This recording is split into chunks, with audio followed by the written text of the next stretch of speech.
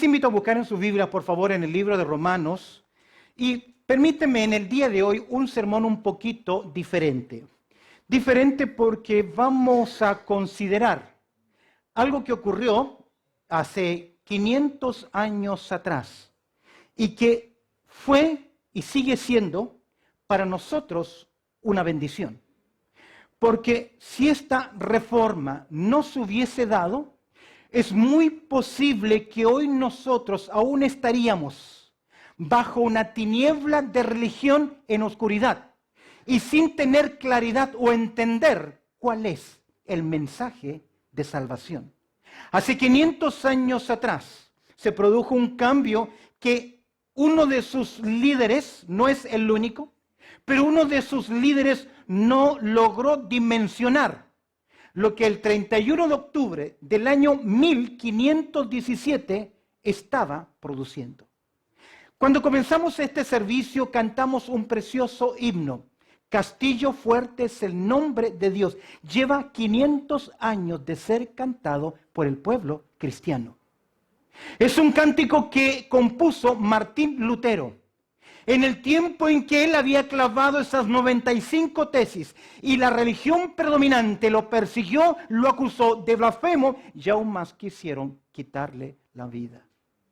Años antes que él, otro gran predicador fue crucificado, John Huss, fue crucificado, fue quemado, mejor dicho, en la hoguera, por levantar el nombre de Cristo y decir que hay un solo Dios y un solo mediador entre Dios y los hombres, y se llama como Jesucristo.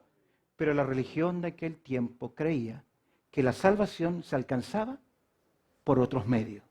Fue interesante que Martín Lutero, él estudiando la Biblia, se encontró con el libro de Romanos. Allá en el capítulo 1, verso 17, él encontró esta verdad. En verso 16, Pablo de Romanos capítulo 1 dice, yo no me avergüenzo del evangelio, ¿por qué? ¿Qué dice? Porque es poder de Dios para salvación. Pero al considerar el verso 17, él descubre por primera vez lo que su alma buscaba.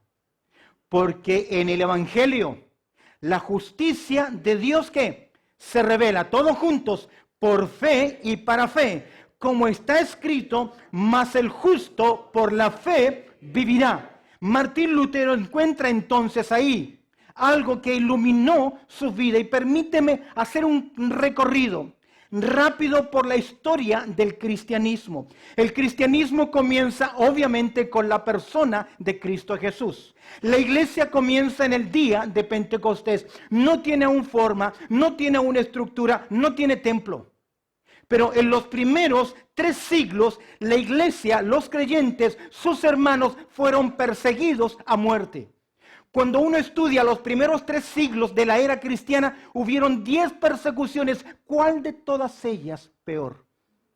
Un emperador llamado Diocleciano dijo, extinctum nominum Christianorum, en latín, y él decía, en mi generación el cristianismo será extinguido. Pero como decía un gran hombre de Dios, Justino Mártir, la sangre de los mártires es la semilla de la iglesia. Cuando Roma mataba a un cristiano, Dios levantaba 100.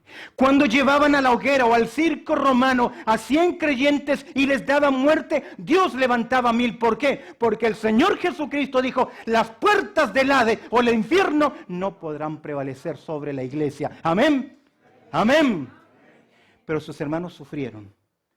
Luego se produjo un cambio interesante. Los creyentes segundo y tercer siglo tuvieron que comenzar a cristalizar lo que ellos creían. Surgen los apologistas y los padres de la iglesia, que son aquellos que comenzaron o a defender el cristianismo o a cristalizar las doctrinas cristianas, y desde el segundo siglo se comienzan a comentar los libros de la Biblia. Pero aún la iglesia era ¿qué? Perseguida. Finalmente se pone fin a la persecución con un emperador llamado Constantino, que él supuestamente tuvo una visión. Hasta aquel punto el imperio romano al cual él dirigía comenzó a perder fuerzas. La Pax Romana, ese gran imperio romano poderoso militarmente, comienza a decaer. Y él en su estrategia dice que tuvo una visión y que Roma tenía que marchar bajo el símbolo de una cruz. ¿Sabes qué hizo Constantino? Dijo, desde ahora en adelante, la religión oficial del Imperio Romano será ¿qué cosa? El cristianismo. ¿Sabe lo que hizo? Comenzó a hacer desfilar a sus tropas. Se subieron arriba de un árbol y desde arriba les hacían caer agua y los bautizaban en el nombre de Cristo. La iglesia no fue más perseguida.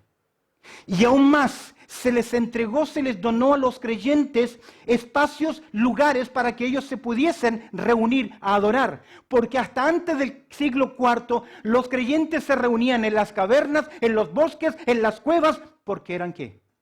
Perseguidos. Pero Constantino, ¿qué le dio?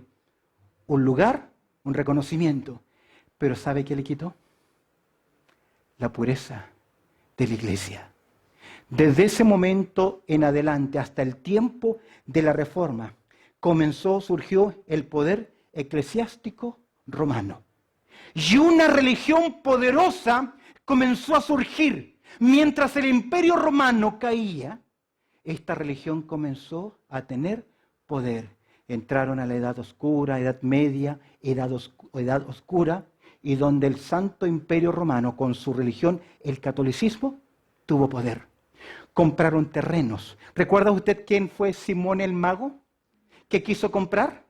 En la historia del cristianismo se le llama una práctica simonimia, que era que la iglesia predominante compraba terrenos.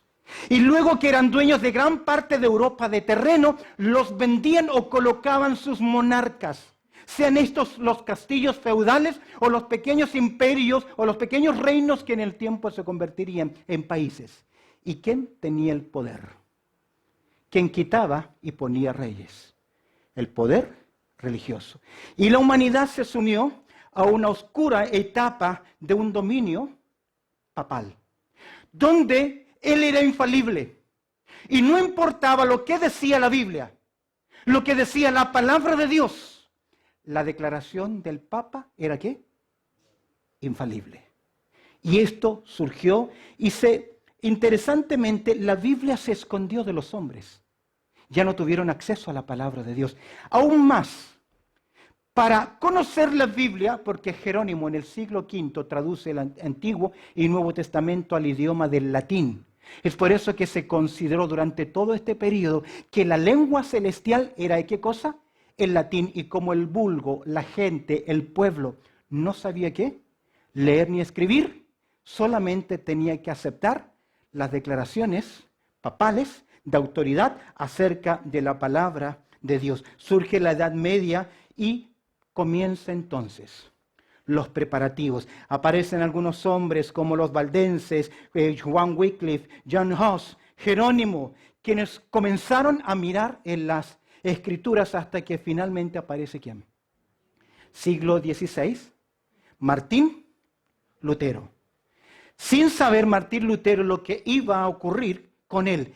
Estaba en búsqueda del perdón de sus pecados. E interesantemente, él estudió con los agustinos. Siendo él un abogado, a punto de graduarse en Derecho, él abandona sus estudios de abogacía porque él tiene una necesidad. Él se siente ante Dios culpable y pecador. Y al igual que todos sus contemporáneos y tal vez muchos hombres en el día de hoy, intentó buscar la paz con Dios.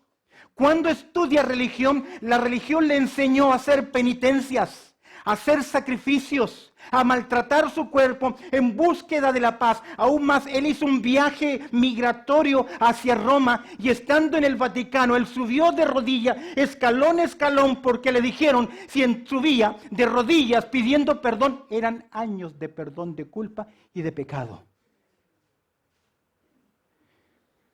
Algunos de ustedes hicieron penitencias y mandas y corrieron grandes distancias de rodillas y de sacrificios. ¿Dónde lo enseña la palabra de Dios? Misericordia quiero, dice el Señor. ¿Y qué? Y no sacrificios. ¿Sabes que cuando Lutero llega a Roma se dio una decepción tan grande? Porque vio cosas horribles. en ese lugar. Y cuando él regresa a investigar, a conocer la palabra de Dios. Cansado del ritualismo, de la religión, él comienza a estudiar y él descubre las enseñanzas que la salvación se podía obtener, no por la compra de ¿qué? De indulgencias. Texel, un personaje al cual la Iglesia Católica le había dado la siguiente función, con bulas papales, con autoridad papal.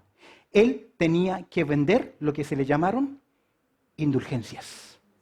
¿Y qué era la indulgencia? Texel decía lo siguiente: en el momento en que la moneda hace tin en la canasta, inmediatamente tu madre alcanza el perdón y sale de aquel lugar que está de tormento para ir al cielo.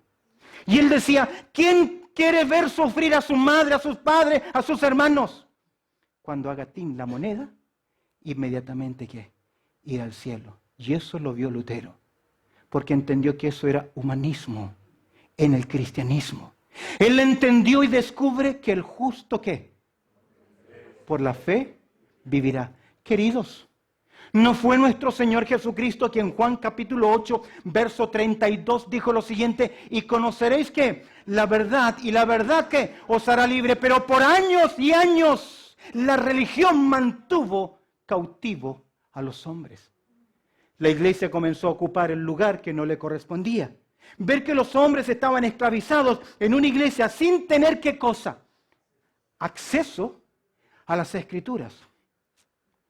Aún hoy en día, en las iglesias católicas, está el altar en el centro y el púlpito en un rincón. ¿Qué se ha quitado de predominio en ese lugar? No es tradición que nosotros tengamos, tal vez es una tradición, pero es una tradición de la Reforma. Porque los reformadores dijeron, el centro para conocer a Dios hay que conocer ¿qué? A Jesús. Y para conocer a Jesús, ¿a quién hay que conocer? La palabra de Dios. ¿Sabes cómo estaban las Biblias en aquel tiempo? Bajo un carcel, bajo una reja.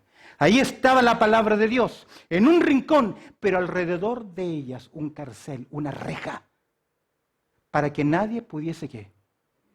Ir a ella.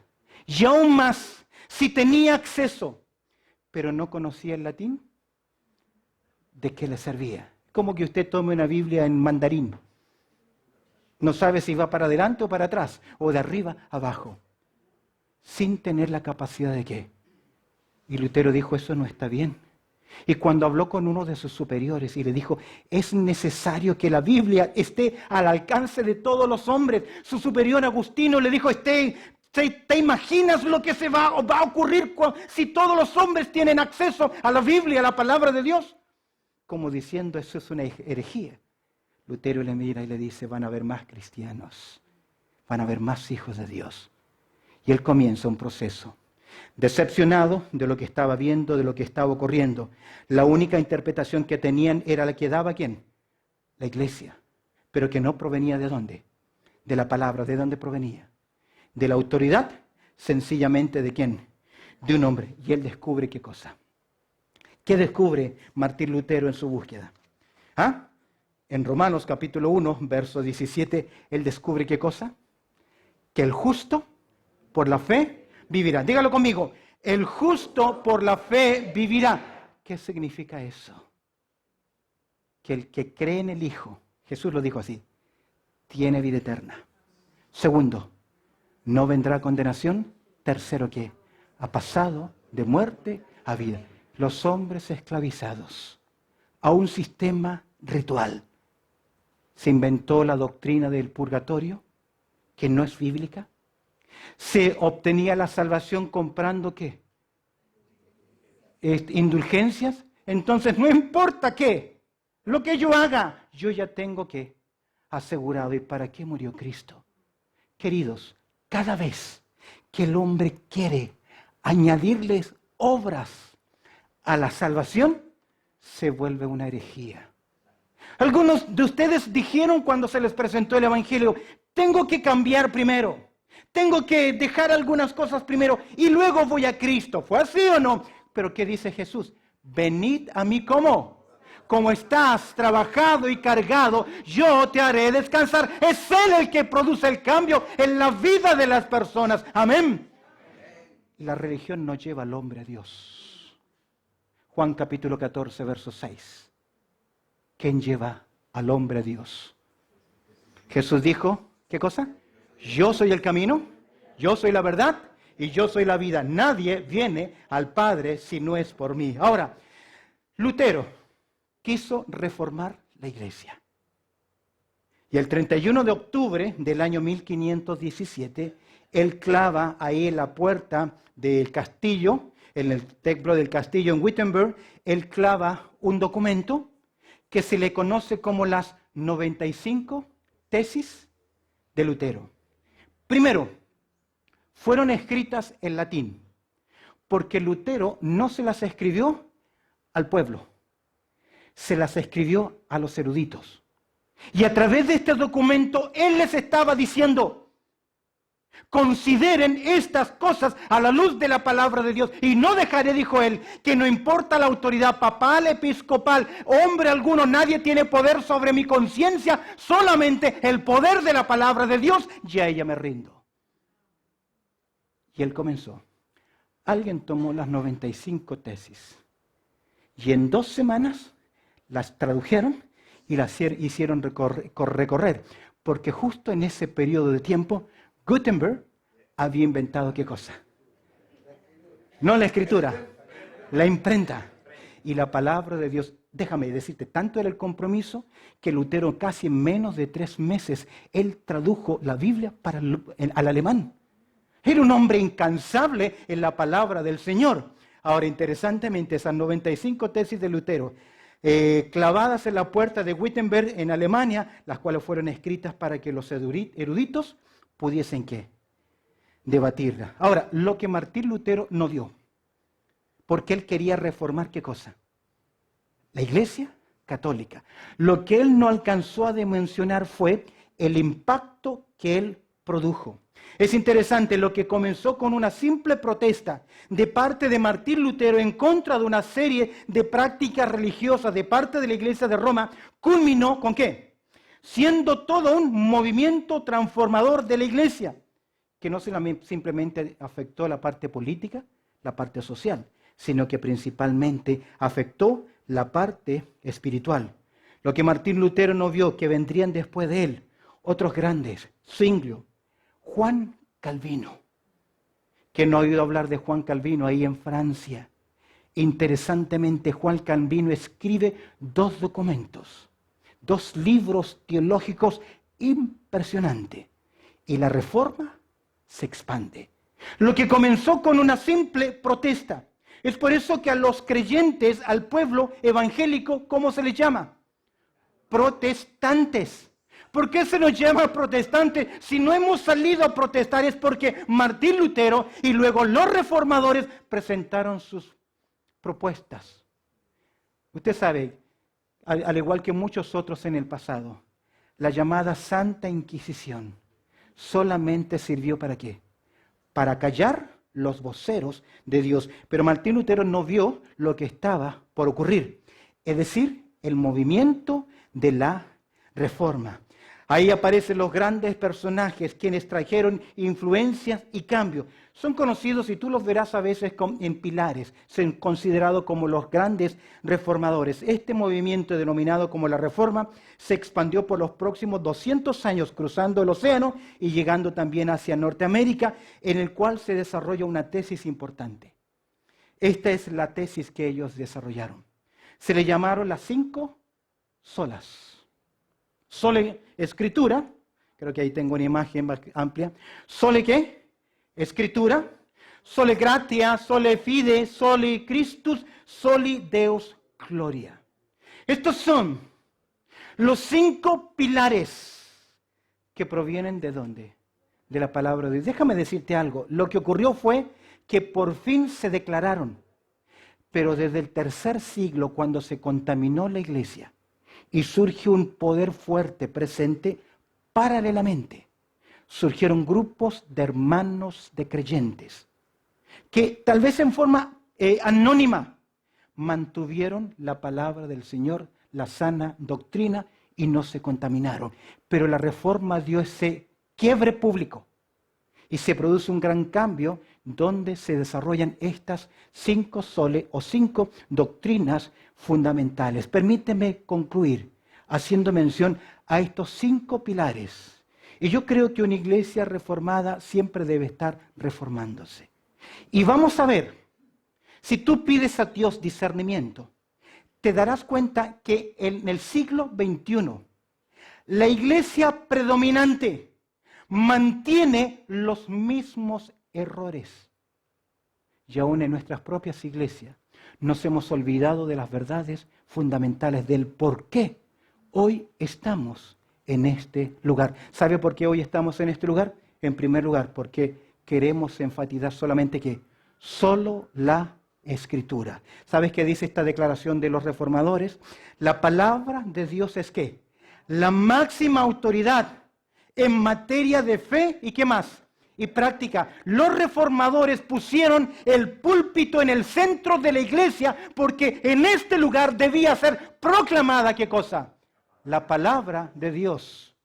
Nuestros cultos pueden ser muy lindos, muy emocionales, podemos cantar muy lindos, pero lo central, los reformadores nos dijeron, si el pueblo de Dios se reúne, gran parte de ese tiempo tiene que ser para estudiar ¿qué cosa? La voz de Dios, la palabra de Dios. Amén. No los escucho, amén. ¿A qué viene usted a la iglesia? ¿A qué viene? ¿A qué? A escuchar la voz de Dios. ¿A escuchar qué cosa? La palabra de Dios. No importa el instrumento humano. Debe ser un instrumento idóneo. Esdras se preparó ¿para qué? Para enseñar las Escrituras. Y sus pastores en esta iglesia toman muy en serio la palabra de Dios porque queremos honrar la palabra de Dios bendita. Y no hay otra autoridad en nuestra práctica que no provenga de ¿dónde? De la palabra de Dios. Si usted algún día ve algo contrario, tiene que decir, hermanos, sole scripta, solo que palabra, solo escritura, solo la palabra de Dios. Ella es la máxima autoridad. ¿En dónde? En toda la práctica nuestra. Nada que contradiga la revelación de Dios puede ser que regulada, puede regular ¿qué cosa? La vida del creyente. ¿Cómo se les otorgaba la salvación a los hombres? ¿Comprando qué? Indulgencia. Si tú me confiesas los pecados, yo te perdono. Si tú te bautizas siendo pequeño, ya eres un hijo de Dios. Algunos de ustedes lo hicieron, se bautizaron. Pero ese bautismo no te hace cristiano. Ese bautismo no te sirve si has recibido a Cristo y no has obedecido. ¿Estás en desobediencia? ¿A qué? A la palabra de Dios, porque el Señor dijo que los creyentes deben ser bautizados. ¿Y bautizados por quién? Por una iglesia bíblica. El resto es práctica que no proviene de la palabra de Dios. Te muestro un ejemplo más. En el catolicismo, aquí está el altar, allá está el púlpito. El sacerdote se baja y toma la Eucaristía, los símbolos, y se pone delante de ellos. Eso no es casualidad. Eso es porque el sacerdote, el hombre, está entre los hombres y Dios. Los reformadores dijeron, no, ponemos la mesa del Señor y nosotros nos ponemos atrás. ¿Sabe por qué? Porque usted no necesita un sumo sacerdote, un hombre para llegar al cielo. Usted no necesita ningún otro instrumento humano para llegar al cielo. Yo sé que a veces usted viene a los pastores y le dice, pastor, ore por mí. Lo hacemos. Pero usted tiene acceso ante el trono de la gracia porque somos sacerdotes delante de Dios por la sangre de Jesús. Amén. Esa es la obra de Cristo. Esa es la obra. Por eso es que tenemos esto. A veces no nos preguntan, esa es la liturgia. Y es una buena liturgia. A veces el pueblo del Señor no entiende lo que hacemos, pero lo hacemos porque proviene ¿de dónde? Porque la Biblia, ¿qué es? La autoridad final sobre nosotros. ¿Qué dice Pablo? Toda escritura, ¿qué? es inspirada por Dios. ¿Y qué más? Y es útil. Quiero mostrarte otro texto importante, cómo la palabra de Dios está por sobre toda otra autoridad. Mira lo que dice Gálatas capítulo 1, verso 6. Pablo dice lo siguiente: estoy maravillado, Gálatas capítulo 1, verso 6, estoy maravillado de que tan pronto os hayáis alejado. ¿De qué? ¿Qué dice Pablo? Estoy maravillado, tan pronto os habéis alejado, os llamó por la gracia de Cristo para seguir, ¿qué cosa? Un evangelio diferente. Pregunta, ¿conoces el evangelio? ¿Eres salvo? ¿Ha llegado el convencimiento en tu vida espiritual? Si hoy mueres, ¿vas al cielo? ¿Qué hay que hacer para ser salvo? La palabra de Dios nos enseña: el que cree en el Hijo, ¿qué? Tiene vida eterna. Amén. Ahora, ¿qué es creer? Otro sermón. Tal vez Pastor Néstor y yo vamos a hablar qué es creer. Déjame decirte algo. Como antes los he dicho, verso 9, como antes los he dicho también, ahora lo repito. Si alguno os predica, ¿qué? Si alguno os predica diferente evangelio del que habéis recibido, sea ¿qué? Anatema. ¿Qué es anatema? Maldito. Pues busco ahora el favor de los hombres, dice Pablo. Él no busca. ¿Quién tiene autoridad entonces? La palabra de Dios, y nosotros solo debemos obedecer. ¿Qué cosa? Solo Escritura. ¿Sabe quiénes nos heredaron eso? Los reformadores. Pero siempre estuvo ¿dónde? Pero no en las religiones. Usted verá que los grupos sectarios, lo primero que le quieren quitar, ¿qué es? Su Biblia. Le darán su propia Biblia, le darán su propio manual de doctrina para que usted no vea qué cosa. La palabra de Dios. Segunda sole, tengo poco tiempo. Sole gratia. ¿Solo qué? Gracias. Solo por la Biblia. Solo por gracia. La salvación, escúcheme bien, ¿es qué cosa? Don de Dios. Por tanto, es algo que el pecador recibe de forma ¿qué? Inmerecida, basada en ¿qué? En los méritos de Cristo alcanzados durante su vida y muerte, y también ¿qué? Su resurrección. Conmigo, Efesios capítulo 2, verso 8. ¿Qué dice? No los escucho. Porque por gracia sois salvos por medio de la fe. ¿Y esto qué? Pues es ¿qué? Don de Dios. La salvación se obtiene ¿qué? Por gracia. Fíjense, algunos de ustedes el día de ayer, hoy, vinieron por mi cumpleaños y me dieron un regalo. Imagínense que usted vino y me trajo una lapicera linda, pongámosle enchapada o de oro, con su nombre. No estoy sugiriendo nada, solamente es una ilustración. Y me la entrega con tanto cariño y con tanto amor. Dios le bendiga. Y yo inmediatamente pongo mi mano acá y abro mi billetera y le digo: hermanito, hermana, ¿cuánto es? Quiero pagársela. ¿Cómo se sentiría usted? ¿Por qué? Platita es platita. Dinero es dinero. ¿Por qué se sentiría mal? ¿Por qué es qué cosa? Ahora, ¿cómo cree que se siente Dios, que nos dio a su propio Hijo, al ver a los hombres queriendo comprar su salvación? Casi con orgullo. ¡Hey! Esto es lo que yo hago por ti. ¿Para ganar qué cosa? Un pedacito de cielo. ¿Qué dice Pablo? ¿Solo Biblia? ¿Solo qué? Solo gracia.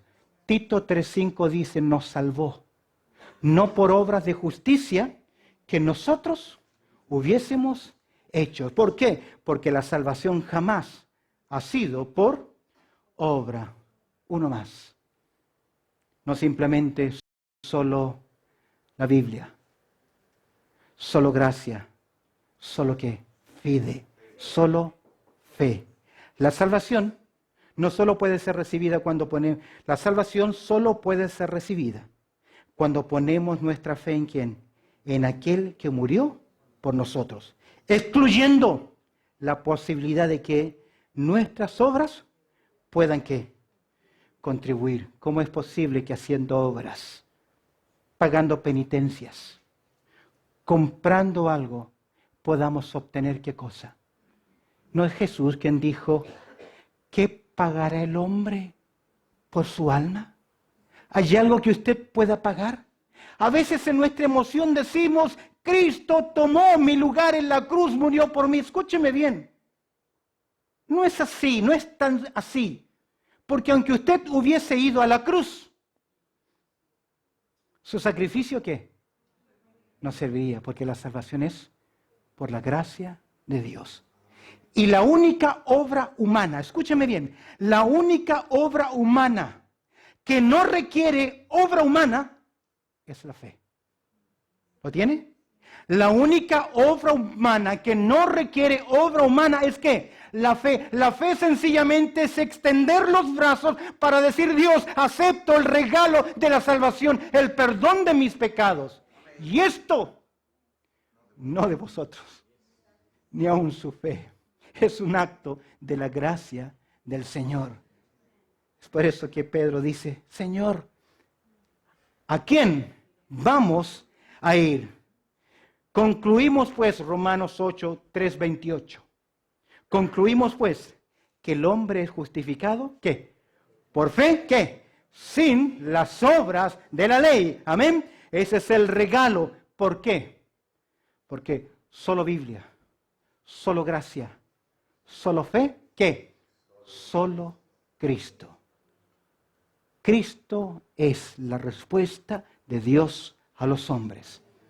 Tenemos un canto que dice, tanto tiempo busqué y al fin te encontré. Creo que debiéramos cambiar la letra. Es Dios quien me buscó y me encontró y me salvó porque vino a través de Cristo. ¿Alguna vez Dios visitó esta tierra? Claro que sí. Y lo hizo por más de 33 años. ¿Y qué hicimos con el Hijo de Dios? ¿Lo tuvimos por azotado? ¿Por herido de Dios? Y abatido. Mas Él herido fue por nuestras rebeliones. Fue molido por nuestros pecados y toda nuestra maldad sobre Él. Y por sus llagas fuimos nosotros curados. Amén. Ahora escúcheme bien. No fuimos curados físicamente. No está hablando eso Isaías. Isaías nos dijo que desde la cabeza hasta la planta de los pies, ¿qué somos? Podrida, llaga, hinchazón.